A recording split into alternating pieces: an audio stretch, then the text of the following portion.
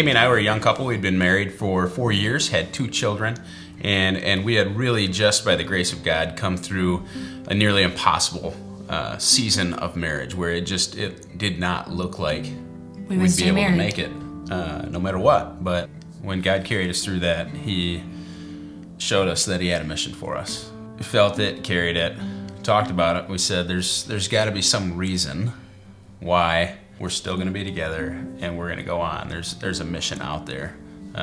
We just don't know what it is. So until then, when things are put in front of us, we're going to say yes. One day, I just got a text from my boss. He's also a very good friend of mine, and it said simply, "Thinking about doing a mission trip to Haiti in February. Are you interested?" And I remember looking at my phone and thinking, no, I have no money. That's funny. You want me to do what? I can't afford the gas to get home. But sure. Let alone go to Haiti on a mission trip. But also, I have no idea where Haiti is. Yeah, so I said, you know what? I'll check with Amy when I get home, and I'll let you know. And so I drove home, and I mentioned it to Amy. I remember she was standing in the bathroom, and she didn't even think about it. She's like, "Yep, we're in."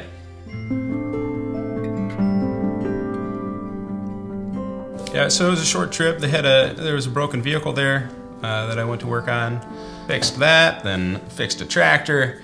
And then it was just like, okay, I have these projects done. What else can I do? They had a building renovation or an addition going on. And I just went to work laying tile in a new section of the building that would be a new child home, all by myself, setting tiles and grouting. And it was at that moment that God really got my attention and kind of spoke to me and said, "Look at this family. There's a family living there, helping run the place. A pastor and his wife was a nurse. And they had 4 children, same ages as ours. And the message was pretty clear. It was, look at this family. You've convinced yourself that it's impossible." And I remember just like it took the breath out of my lung. None of the dots had connected for me until that point. Like, wow, I just assumed that, okay, I've got this mission calling on my life, but clearly God's not gonna call us to something like that at this stage when we've got 4 little kids and everything else. It literally doesn't make sense. But here's an example, and He's like, look at it.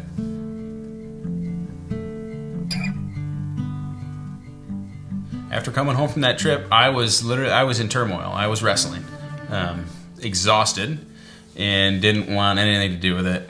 It took about a month and a half, and I finally gave up. I didn't want to keep fighting and feeling like a crazy person, so I had to Google who was in charge of this organization. And I found that out, and I sent him an email, and I just typed out everything, like, here's what I've been through, here's how it went down, and here's what we're feeling. I think it's completely crazy, but I ended that email with, at least tell me you don't think I'm crazy.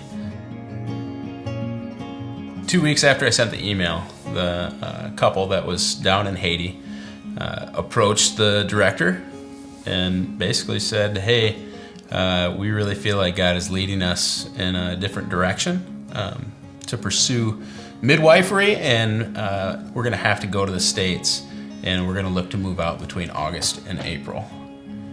And when those things lined up, I just really couldn't fight it anymore. I said, all right, I'm in 100%. This is a done deal. So we knew we were going, and it was like setting a timer. It was an 8-month timer from the time that we had first ever been to Haiti to the time that we lived there was 8 months. Yeah. So that day, it was just like, I give up. God, I'll do it. I'm more scared to stay than I am to go. This is going to be home. Yep. And that's what we told our kids, and that's what we did. So the day that we arrived in Haiti, it was home. This is home.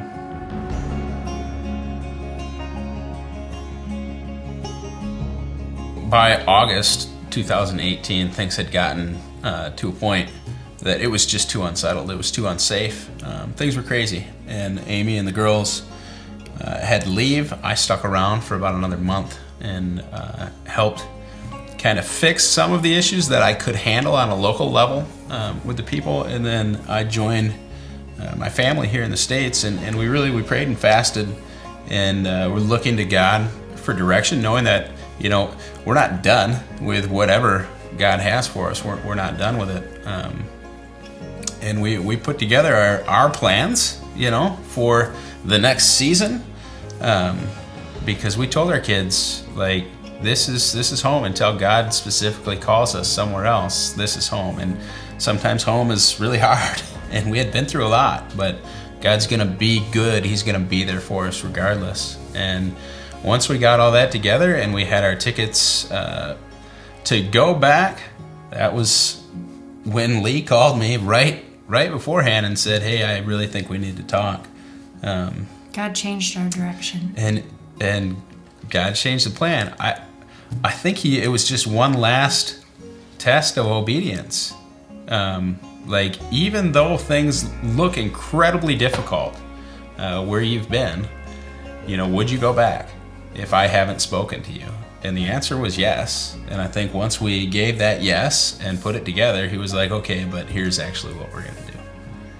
Basically, I went from mechanic to missionary to now I'm the pastor of missions at Radiant Church. And with the experiences that I've had, now I travel and I build relationship and we work with missionaries that Radiant supports around the world.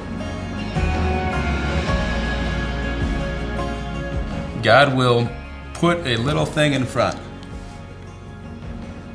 and we say yes. He doesn't and then ask there's another you for the big picture. He doesn't want you to know the big picture. He just wants you to say yes to the thing that's in front of you.